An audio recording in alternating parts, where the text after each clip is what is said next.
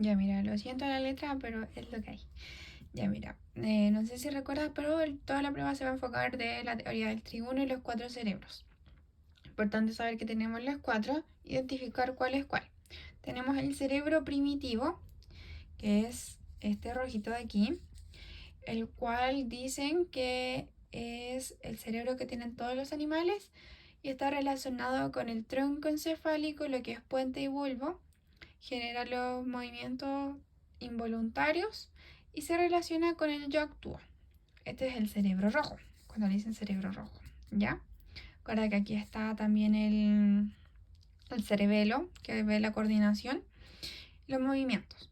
Luego tenemos el cerebro mamífero, que este se refiere a que está relacionado con el sistema límbico y tálamo, que se ubican justo aquí.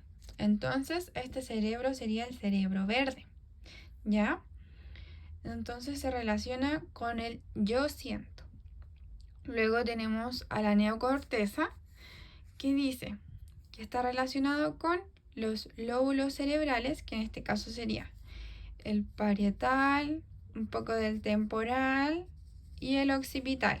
Temporal ahí. Y el occipital. Entonces, ¿este de qué color es? Es azul. Un intento azul igual. Y se relaciona con el yo pienso. ¿Ya?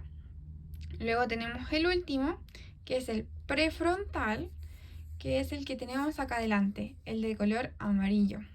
¿Y este con qué se relaciona? Con el funcionamiento ejecutivo, que es consciente y voluntario. ¿Ya? Ya, eso es como la introducción a todo. Luego, si yo te digo, ¿qué es la neurociencia? Yo digo que la neurociencia son procesos cognitivos que se encargan de estudiar cómo funciona el sistema nervioso. ¿Ya? Eso para empezar. Ya, mira, aquí tengo el puro desconchinfle. ¿Cuáles son los niveles del análisis de las neurociencias? Tenemos 5, que va de abajo hacia arriba, que es molecular, celular, que el otro es el sistémico, que es el que siempre se me olvida, el conductual y cognitivo. Solamente tenerlo como en cuenta que son 5 niveles. Luego, tenemos los métodos de estudio de la neurociencia.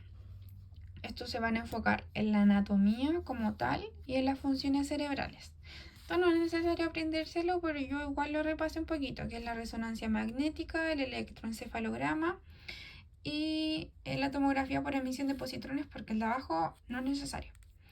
Si te dicen cuáles son los exámenes de conciencia, o sea, qué es lo que va a medir el examen neurológico, además de la conciencia y funciones cerebrales, va a ser el sistema motor, función cerebelosa y sensibilidad general y nervios craneales. Esto es muy importante y sí te lo tienes que aprender. Los niveles de conciencia. Cuando estamos en alerta, son 5 si no me equivoco. 1, 2, 3, 4 y 5. Nivel de alerta es cuando la persona está totalmente consciente y puede responder de manera inmediata. Cuando es confusión, la persona no se encuentra orientada, les cuesta responder, responde mucho más lento y tiene problemas con la memoria, no recuerda las cosas. Cuando está somnoliente, significa que le cuesta responder ante los estímulos verbales, pero los táctiles los responde bien. Y cuando está en sopor, el paciente está totalmente inconsciente, pero también responde a los estímulos táctiles. Y cuando ya está en coma, el paciente ya no percibe, no sabe nada ni de dónde está parado, no.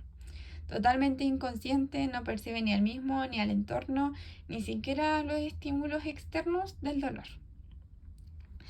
¿Qué es lo que miden el examen Mini-Mental y MoCA? Lo más importante, que es memoria, lenguaje y como matemáticas por los cálculos y orientación.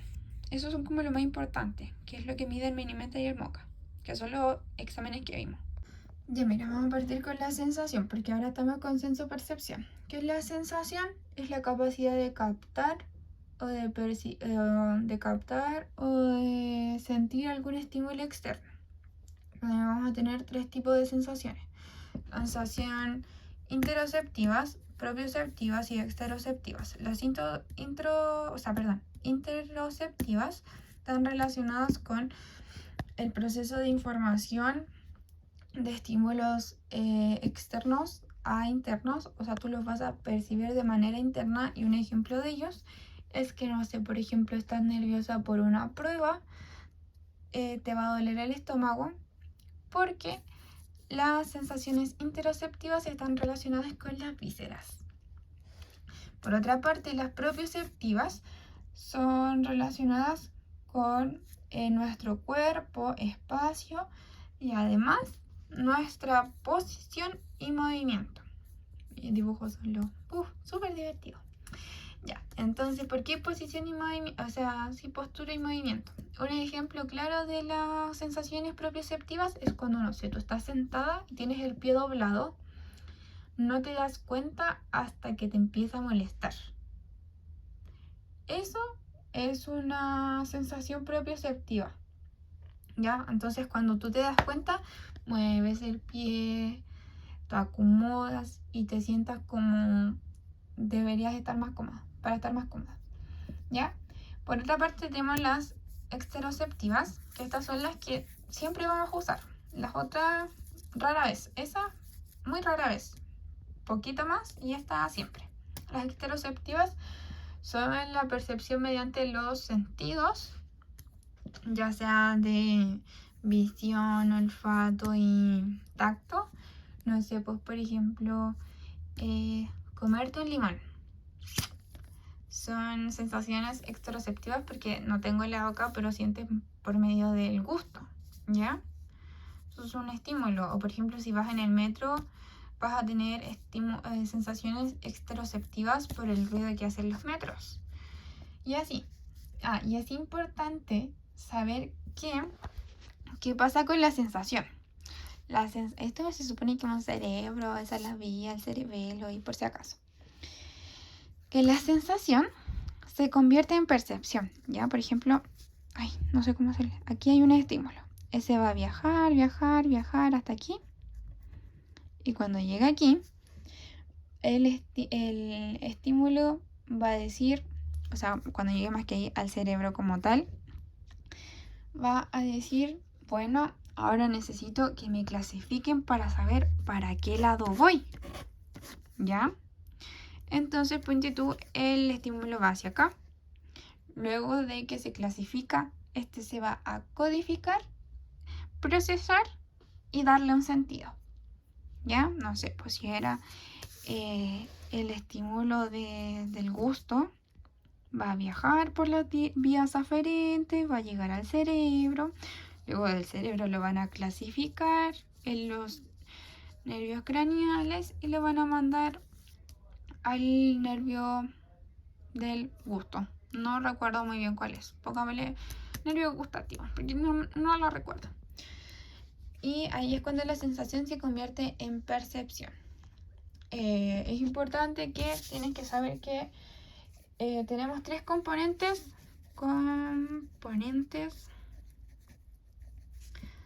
de percepción. Tienen los físicos, los fisiológicos y los psicológicos. Esto más bien es como para guiarte en lo que es esto, ¿ya? Mira, porque por ejemplo lo que viene siendo, perdón, la letra así, componentes, hoy no se enfoca, componentes físicos es cuando un estímulo propio comienza de las vías aferentes, ¿ya? Luego, con el componente fisiológico, lo que pasa es que este estímulo va a ser recepcionado aquí y va a ser conducido a donde pertenece, ¿ya? Que es a la clasificación.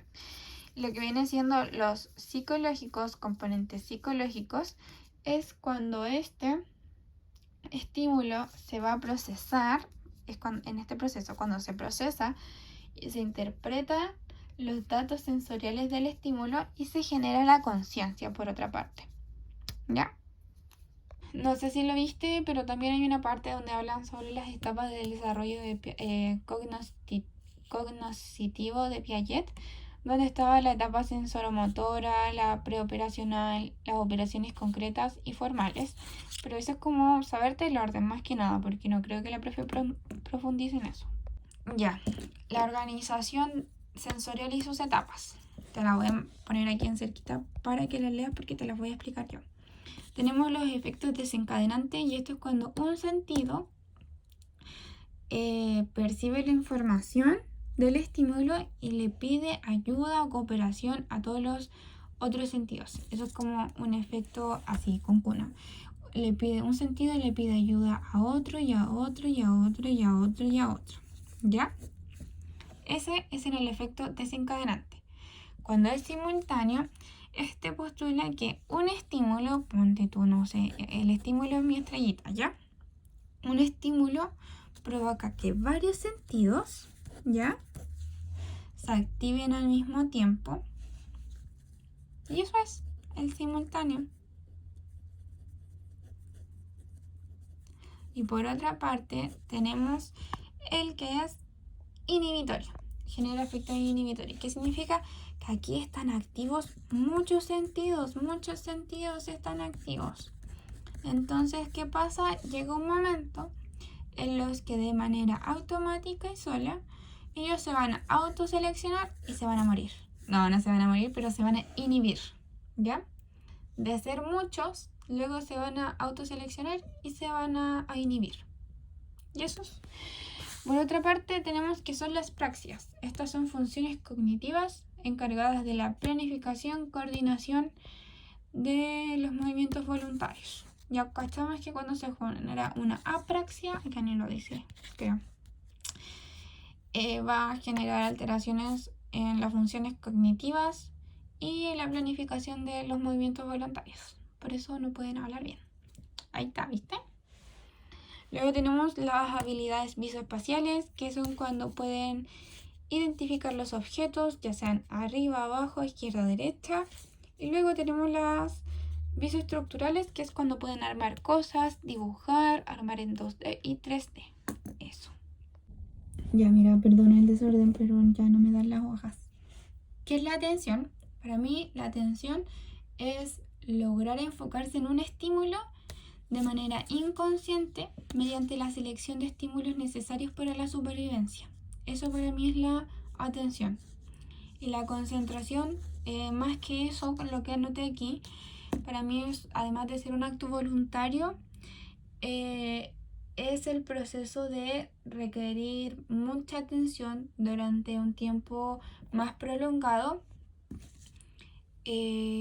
donde se requiere mucho gasto de energía mental, ¿ya? Es controlado y voluntario, ¿ya? Y esto se puede entrenar. En cambio, la atención es innata, así como del momento. Ya, entonces, los componentes de la atención son, uno de ellos el arousal, que como sabemos es la activación, la energía de activación, que es como el solcito, así como de vamos a estudiar, y así es el ánimo de estudiar, darse el ánimo. Ajá. Tenemos el hiperarousal, que es harta energía, poca energía y como energía en un nivel óptimo, ¿ya? Luego tenemos los tipos de atención, ya que son varios, son 5. Tenemos la atención focalizada, que esta se trata de prestarle atención a un estímulo, prestarle atención a un estímulo, de así estar muy concentrada y no distraerte. Un claro ejemplo de eso es quedarse concentrado en un libro y perder la noción del tiempo, perderse todo, leer un libro en, no sé, en un metro. Otro es, no sé, ir a un discurso de alguien, una misa incluso, y prestarle atención a la persona que está hablando sin importar las distracciones de que la gente esté murmullando y así. Luego tenemos la atención sostenida, que este corresponde cuando la atención es un poco más prolongada y no hay distracciones, ¿ya? Eso es muy importante, no hay distracciones. Un claro ejemplo de atención sostenida vamos a tener cuando uno está estudiando, uno no presenta distracciones el momento en que uno está concentrado, o sea, prestando atención. durante un gran periodo. O sea, pues estás preparando una prueba, estás full estudiando y estás metidas en eso. Y eso, atención sostenida. Ya, la selectiva es cuando puedes realizar una tarea a la vez. O sea, sí, una tarea con muchos estímulos al mismo tiempo, ¿ya? No sé, pues puedes estudiar escuchando música y te puedes concentrar en lo que estudias escuchando música, sin problema. Luego tenés la atención alternante, que este además es un precursor de la dividida, atención dividida. Y este genera que tu atención focalizada esté en dos lugares a la vez. El ejemplo más claro es cuando una mamá tiene dos hijos y no sé, le está dando la comida a un hijo mientras está viendo que el otro no se caiga del sillón. ¿Viste? Está como atenta a las dos situaciones y está como en dos lugares a la vez. La última, perdón, es la atención dividida y es cuando el nivel de atención y concentración es muy alto y puede hacer muchas cosas a la vez. Por ejemplo, una persona que está hablando por teléfono y que está cocinando o que está, ay, perdón por la voz, o que está manejando y está hablando por teléfono. Está haciendo ambas cosas a la vez y que necesita alta concentración y atención al mismo tiempo. Las características de la atención. Tenemos características de orientación, focalización, ciclicidad, intensidad y estabilidad. Te aconsejo aprendértelo solo como características y no entrar en detalle. Yo hice una mnemotecnia que es OFCIE, que significa orientación, focalización, ciclicidad, intensidad y la última que es estabilidad. ¿Ya? Lo último, ¿cuáles son las diferencias que tenemos con la atención y concentración? Muy importante. Esta es inconsciente, la atención, la otra es consciente. Esta es involuntaria, esa es voluntaria. Esta es automática y esta es controlada. Esta es poco entrenable, o sea, no se puede entrenar casi. Y esta es muy entrenable, porque es totalmente consciente, tú prestas atención, ¿ya? Este consumo bajo consumo cerebral, porque es como instantáneo, es como cuando tocas la bocina y tú miras, así. Y el otro diferencia es de un alto consumo cerebral. Te cansa concentrarte, o sea, estudiar cansa. Por otra parte tenemos el aprendizaje y memoria. Para mí, ¿qué es el aprendizaje? El aprendizaje es la capacidad de poder adaptarnos a nuestro entorno y a sobrevivir adquiriendo, además de nuevas ideas y conocimientos. Debemos saber de que la curiosidad es la llave del aprendizaje. Y, que tenemos dos tipos de aprendizaje. O sea, hay un montón, pero nos vamos a enfocar solamente en dos. El introceptivo, aquí lo escribí mal, ¿ya?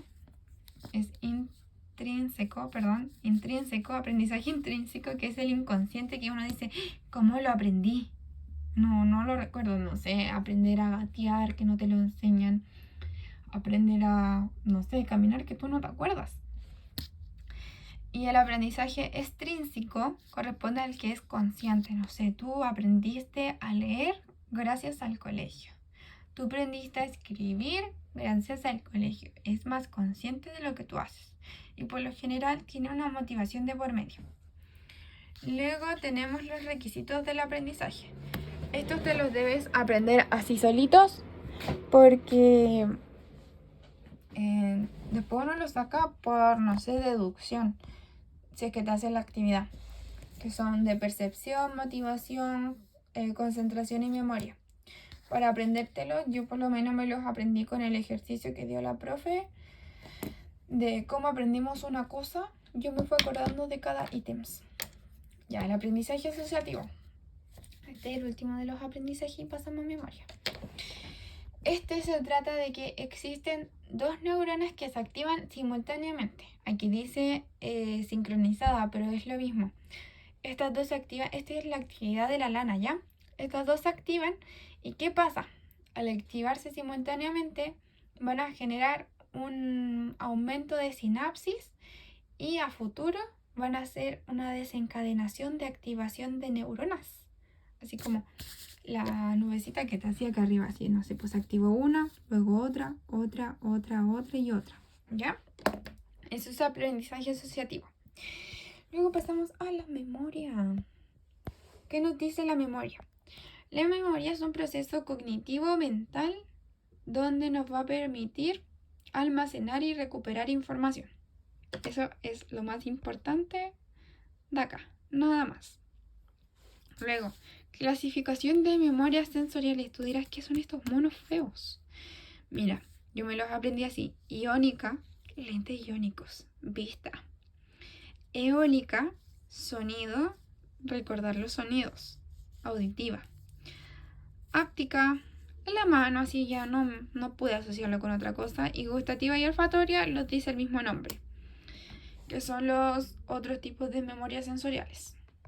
Y terminando el mini repaso, perdón si lo estoy haciendo muy rápido, le poní slow it más lento por YouTube. Y tenemos los 5 memorias: memoria a corto plazo, memoria operativa, memoria a largo plazo, implícita y explícita. La explícita se divide en dos, ya. Primero tenemos a la de corto plazo. Es importante saber que aquí es cuando guarda información durante periodos muy cortitos. Y la memoria se puede adquirir, este tipo de memoria es mediante la repetición, ¿ya? Ay, chuta. Está muy vulnerable a la interferencia, es involuntaria y la interferencia es como vulnerable a las distracciones, ¿ya? Entre mayor distracción, tu memoria a corto plazo, pésimo. Imagínate Doris, ¿ya? Doris cuando, no sé, cuando conocía al pececito naranjo, le decía hola y a los 2 segundos ya no se acordaba. Así pésimo. Luego tenemos la memoria operativa o de trabajo. Y esta está en el cerebro azul. Acuérdate, memoria a corto plazo, Doris azul, cerebro azul. Memoria operativa de trabajo, tenemos función ejecutiva, se encuentra en el cerebro amarillo. Esto es un tipo de memoria a corto plazo, pero a diferencia de que además de que vas a tener almacenamiento de información durante un periodo como más determinado, esta se va a trabajar y manipular. El claro ejemplo aquí es de, no sé, cuando te hacen sumar números, no sé, pues súmame 3, 4 y 5, ¿ya? Que 3, 4 y 5, tenemos 4, 5, 6, tenemos 11, ¿ya? Creo. Sí, son 11. Ya. Luego tenemos la memoria a largo plazo, que está en la neocorteza y también está en el cerebro azul. Pero tenemos que saber de que la memoria tanto a corto plazo como a largo plazo están en el hipocampo, ¿ya? Perfecto. Luego seguimos con la largo plazo, que esta es mucho más duradera, más fidedigna, más estable, es limitada y también es de tiempo indefinido. No es como que, wow, van a pasar 2 meses y se te va a olvidar. No. Es poco vulnerable a la interferencia, a las distracciones, es más concreta, ¿ya? Luego tenemos la memoria implícita, que es la memoria inconsciente de, wow, cómo lo recordé, cómo lo aprendí, ¿ya? No recuerdan cómo lo procesan, o sea, cómo lo almacenan. Y un claro ejemplo de eso es como cuando uno aprende a caminar, aprende a saltar, a correr, porque, claro, es algo que uno lo sabe hacer y no lo recuerda, ¿ya? Por otra parte tenemos la memoria explícita o declarativa, que este sí es consciente.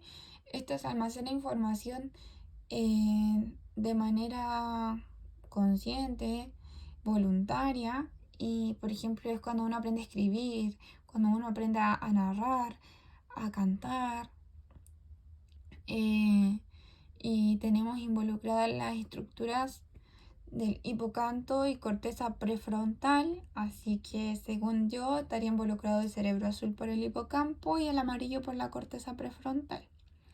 Este se divide en dos: memoria semántica, que es cuando guarda la información de significados y palabras, así como cosas externas y puntuales.